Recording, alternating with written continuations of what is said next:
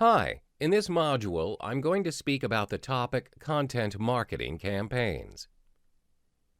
The traditional world of marketing has been long shut off by the consumers. In this new generation, people often skip the advertisements they watch on the television, ignore the magazine or newspaper advertisements. Instead, the generation today are more adept at online surfing, and they can take in online information without a care for banners or buttons, making them irrelevant. In short, traditional marketing is becoming less and less effective, but there has to be a better way. This is the point where content marketing begins to shine. First of all, for those who are not familiar with content marketing, I'll provide you with a short description of it. Content marketing is a strategic marketing approach focused on creating and distributing valuable, relevant, and consistent content to attract and retain a clearly defined audience. And ultimately, the goal is to drive profitable customer action. So, do you want to know how content marketing is different from traditional marketing? By knowing the extreme benefits you can get from content marketing, I believe that after this, you'll never consider traditional marketing ever again. But before we jump into comparison, we also need to understand more about the traditional methods of marketing, which are direct response and branding. However, this divide today represents a false dichotomy. So what is the problem with these methods? Well, the answer is one method can't be effective without the other, and that's about it. Companies that focus on branding alone will go broke if they never figure out how to sell. But at the same time, companies that focus on direct response alone eventually go broke because everyone on this planet hates them. Has this ever happened to you? Let's imagine ourselves as our customers instead. Are you happy when you keep getting calls from telemarketers? How do you feel? Annoyed? Pissed? So what products do you go for usually? Let's say you're given a choice to purchase product A, which you've never heard of in your entire life, or product B, which you've heard or read about regularly. If you're one of the majority, you would definitely go for the branded one, isn't that right? We always buy the products that we trust, period. So the major flaw of traditional marketing is that they are 90% focused on selling the products. As I mentioned before, we don't like to be sold to. Today, 90% of the pieces of content are consumed before a purchasing decision is made. Instead of sales, they start with and buy your thoughts and leadership. Take note and remember that buyers don't buy your products and services. They buy your perspective and approach to solving their problems instead. On the other hand, content marketing, aka modern way of marketing, is more focused on selling the ideas about the product. Ideas equal solutions and values, which is why content marketing is the new path to revenue. Go ahead and think for a moment, why do you hate telemarketers or promoters so much? It's simple, actually, because it interrupts you in a variety of ways, looking to capture your attention for a brief period of time. These interruptions can also be in ways of radio, television, magazine ads, posters, street banners, and many more. Although they did try to get your attention, there are three fatal flaws in this method. Number one, your attention only holds for a short amount of time.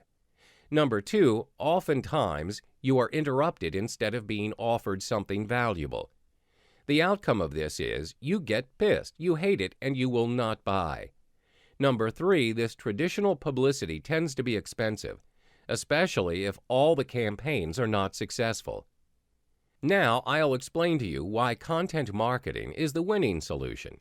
Instead of interrupting you, it gives you valuable information. It can come in many different forms of content and provides a lot of advantages. So how many forms of content marketing are there? Some of them are blogs, articles, podcasts, downloadable guides, infographics, video, apps, social media conversations, printed digital publications, user-generated contents, cheat sheets or workbooks, and swipe files. Do you see the power in having so many forms? Instead of flaws, content marketing provides 8 major advantages to your business, which further reinforces why you need to add content marketing to your business now. Number 1, by providing value to the clients, you create loyalty to the brand. Number 2, with the blogs or videos, you can educate your clients so they buy in the future. Number 3, you can create reciprocity among clients that may buy from you out of gratitude. Number 4, you can attract clients just by writing in your blog. Number 5, you can create viral content that links with the website, attracting crazy amounts of clients. Number 6, through multimedia formats, you can attract the attention of the public across many demographics.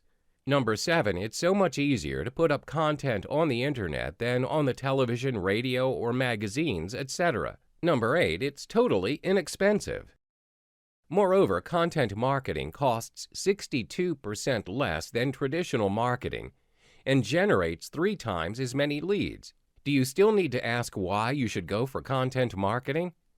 Hey, I can go up to number 100 if I want to, but you get the idea. Content marketing is king. After understanding the what and why of content marketing, finally, I'll tell you how to build a successful content marketing campaign. In order to build a successful campaign, 3 things need to be aligned. The first thing is quality content. What is content marketing without mind-blowing content? It's the core, the heart of everything we've discussed so far. Without a strong core, everything tumbles, even if you have the greatest strategies in the world. This quality content is number 1 in the whole equation. So what makes quality content? Understand that marketing used to be about making a myth and telling it. Now it's about telling a truth and sharing it. Today's market is no longer interested in lies and myths. They want no-nonsense, straight-to-the-point truth of whatever problems they're facing and solutions to solve them. This is what quality content's all about. It provides value. Value is what makes your clients put their trust on you. It's what really drives traffic to you. Let's take a moment and imagine. Are you going fishing? The market is a big fish pond. In this pond, the fish, which is the traffic, is already in there. So you don't have to create traffic. All you need to know is how to drive them to you. The bait you're using is the valuable content we're speaking about. The better bait you use, more traffic is going to come to you. However, not all fish are going to go for your bait. It needs to be the bait that they want. This brings us to point number 2. The content you provide must be relevant. We need to know who the people we're going for are and also our target demographics. Are they young, old, fitness enthusiasts, internet marketers, housewives, students, medical specialists? Know your customer and provide relevant, valuable content. With these 2 points, we have a pretty good bait to drive good traffic. But what if the quality content you are providing is just once in a blue moon? Will your traffic be consistently coming to you? Content marketing is not a one-hit wonder thing. You need to be consistent in publishing your content to keep your audience spellbound to the value you are providing. Keep your audiences staying with you. The second major thing on how to build a successful content marketing campaign is we need to build a relational bank account with marketing. So what is a relational bank account? Think of your relationship with your customers as a bank vault. Some marketers view their customers as an unlimited bank vault that they can constantly make withdrawals from. But the vault is actually empty at the beginning of the relationship. It's up to the business to build trust and goodwill with customers before asking for the sale. When you set up a bank account, the bank doesn't give you money. And the same thing is true with your customer. However, we're too often in withdrawal mode with our customers. Instead, we should focus more on making deposits. So ask yourself, would you give $1 to a stranger? Our willingness to give depends on the person asking. For example, we're more willing to give $1 to a person in a suit when we ask money to use the payphone compared to a disheveled, drunken stranger who is making you uncomfortable. The point is, as long as we feel comfortable, most of us would be willing to give $1 to a stranger in need. So what if the amount were $1,000? Almost nobody will say yes to a stranger asking for this amount. But when your best friend asks for $1,000, you at least consider giving it to them. This, ladies and gentlemen, is what relational bank accounting is all about. So when you ask a prospect or customer for money, they ask themselves, do I know you? Do I like you? Do I trust you? If they say yes to these questions, you succeeded in building a relational bank account with that customer. Let's recall what we learned previously about branding and selling, and now relate it to relational bank accounts. Branding is anything that makes a deposit into a customer's relational bank account. Selling is anything that makes a withdrawal from a customer's relational bank account. Anytime you try to sell someone something, you're making a relational bank account withdrawal. However, be aware that too many withdrawals can break a customer's trust. Now I'll give you 4 ways to build your relational bank account. Method 1, make them laugh. Think about the ads that grab your attention. Why did it make a lasting impression on you? Most likely it's because it gives you emotions, and making you laugh is one of them. Being funny is easy when a product is funny, but humor can also be difficult with ordinary products. Anytime you make someone laugh, they like you more, and it builds up your relational bank account. However, it doesn't always work. It's funny when you can make fun of yourselves and show people you don't take yourself too seriously. So make sure that being funny is relevant to you and what you're offering. You never want a doctor to make fun of himself if he's treating you, right? The second method is to make them cry. Same concept as method 1, giving your customers emotions, but this is very difficult for it to work. But when it works, it can be extremely powerful. Even though we know it's just an ad or blog post, we can't help but feel affected. You can do this by trying to relate your brand to your customer's memory, create nostalgia. If you hit the sweet spot, you can attach your brand into deeper memory of your customers. The third method is making them feel that they are part of something. Think about why Apple has been so successful all these years. It was so because people felt included in their mission. They put their customers' experience as the #1 priority. Consequently, even when Apple struggled, people stayed loyal to their brand over the years. Apple can sell whatever they want to sell because their customers are loyal to the brand and identify themselves by it. In order to do the same in your business, be authentic and take a stand. Let the people know what you're all about so they can know if they want to be a part of it. Here's my homework for you. Make a list of what you believe in your brand, what you stand against, and anything else that might help customers identify with you. The fourth method is to deliver actual value in advance. It means giving your prospects valuable and usable content they can actually want before you ask for money. Help them first, sell after. Here's a scenario. You're stuck in the middle of a desert. Your car broke down and you need help. There's no network, no food, no water. You're stranded out there alone. Here comes a guy named John. Coincidentally, he found you lost in the desert. He offers to help you out of the desert, but he asks you to pay first before he offers his service. You have no choice but to pay whatever price he's demanded. But are you happy about it? What if John offers you help without asking for money first? Instead, he gets you out of the desert, offers you food and water. If he had asked you for money later, would you have gladly offered it? Right, because he provided value in advance. What if John gets you out of the desert for free, offers food and water for free, and later you know that he sells furniture for a living? Most probably, you will buy furniture from him, right? The power to deliver value in advance is just amazing. Finally, the third way to build a successful content marketing campaign is to build a successful content strategy.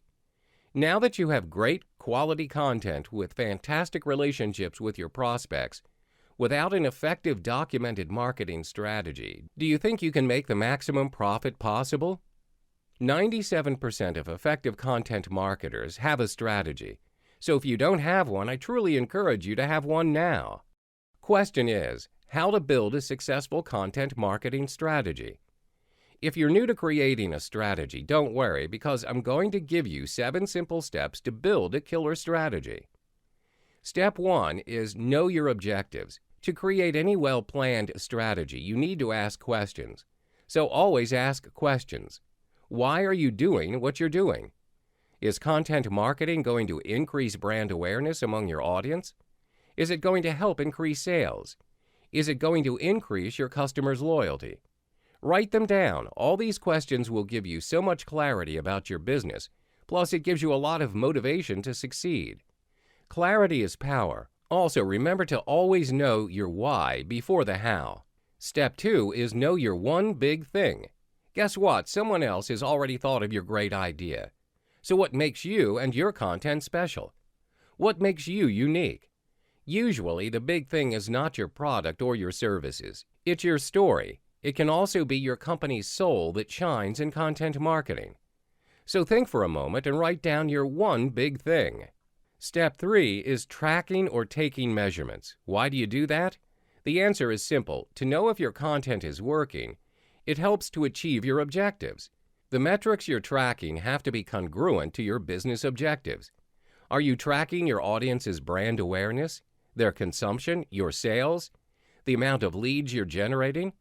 However, don't track everything. Just track a few things that actually matter.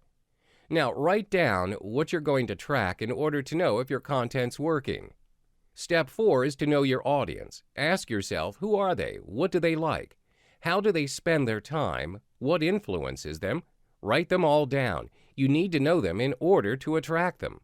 After knowing them, step 5 is to know their needs. The question for this is simple. Just ask yourself, what content do they want from you? For this, I have a bonus tip for you because I'm going to give you 7 ways to find your audience's needs. They are web analytics, internal search data, search analytics, social listening, interviewing customers, and via sales or customer service. Just pick some of these ways and study them. From there, you can list down what they want from you. Simple, right? Then we move on to step 6, which is content execution. What kind of content are you going to provide? What content is the current market interested in? To answer this, do your research. In the meantime, don't rely on other people's case studies as it can be faulty and inaccurate. Do your own research. There are 2 main types of content execution, and I would call them rock and pebble. Imagine a huge rock and small pebbles. These are metaphors of content. The first type, rock, is heavier, more lasting, provides more value, and targeted closer to decision-making stage. What I mean is the content it provides is more to the core and provides tremendous value to those who come across it. At the same time, this amount of content provided is a lot and detailed. Those who are close to decision-making would pay more attention to this type of content execution. On the other hand, pebbles are lighter, disposable, less value, and targeted at initial stages. Simply said, this type of content execution is more superficial, provides less value, and is more of an introduction to a larger thing. An example of rock is a very detailed research report, whereas an example of a pebble is a blog post. However, you can actually break your big rock and turn it into many pebbles and place them in many different places. Meaning, even if you have a huge detailed content, you can turn it into many mini-contents or topics and show them in many different platforms. An easy example is that BBC now creates 15-second news stories with Instagram video from a long television broadcast. The rock in this example is the television broadcast, while the pebble is the Instagram video. You get the picture, right? Now you know the types of execution available out there. You know what to do, but it's a big chunk of work. Sometimes it'll get a bit too messy. So in order to be more organized, in this step I will teach you how to create your own content planning worksheet. Put in the date, the format or channel, author, description, personas, audience needs, funnel stage, call to action, and tracking into columns.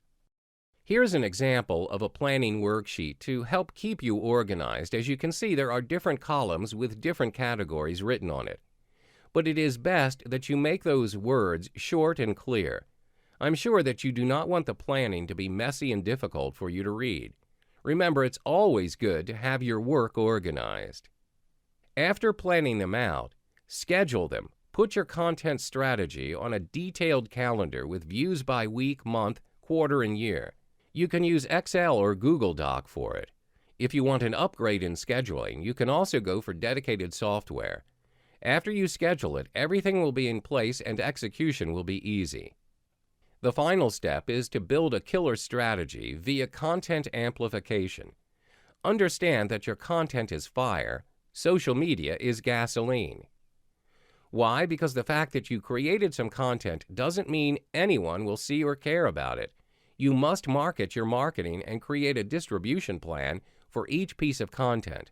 So where do you amplify them? I'll give you 11 ways to amplify your content now. You can do it on your employees' social media, customer social media, internal or external email, organic search, paid search, display ads, paid social media ads, organic social, guest posts, earned media, and offline ads. There you have it, the 7 steps to build a killer content marketing strategy. Now, to sum it up, the 3 steps to build a successful content marketing campaign are: number 1, provide quality content. Number 2, build relational bank accounts with marketing. Number 3, build a successful content strategy. With all these arsenals up your sleeve, I'm confident that you will definitely be a content marketing expert if you take action. So remember, your job is not to make boring brochures. Your job is to tell interesting and informative stories. Stories sell.